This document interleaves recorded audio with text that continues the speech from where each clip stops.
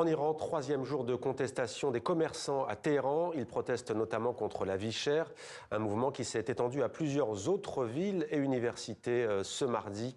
Avec nous en direct de Téhéran, notre correspondant Siavosh Ghazi. Bonsoir Siavosh. Pour commencer, comment s'est passée cette nouvelle journée de contestation ?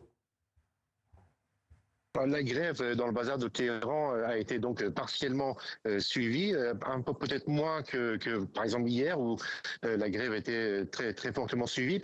En revanche, il y a eu des manifestations dans plusieurs quartiers commerçants de Téhéran et surtout dans plusieurs universités de la capitale iranienne, des étudiants qui sont descendus dans la rue, dans l'enceinte même des universités, en lançant des slogans contre le pouvoir, contre la dictature, et puis aussi des manifestations dans plusieurs villes, au moins une dizaine de villes de province, des petites villes, des villes moyennes, aussi des grandes villes de province, où on a vu des manifestations avec toujours le même slogan contre le pouvoir, ce qui montre la colère de cette partie de la population qui est descendue dans la rue. Le gouvernement a annoncé que la journée de demain sera un jour férié pour cause de grands froids.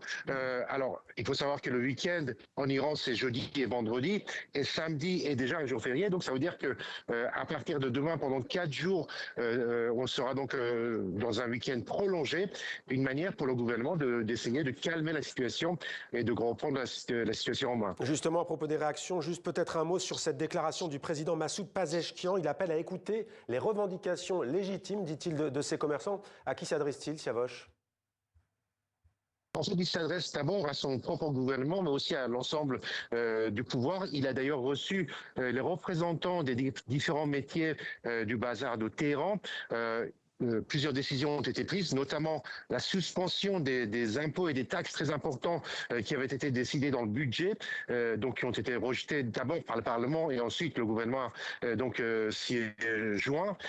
Autre mesure, le Parlement lui-même a rejeté le projet de budget qui prévoyait seulement une augmentation de 20% des salaires pour l'année prochaine, alors que l'inflation dépasse largement les 50%.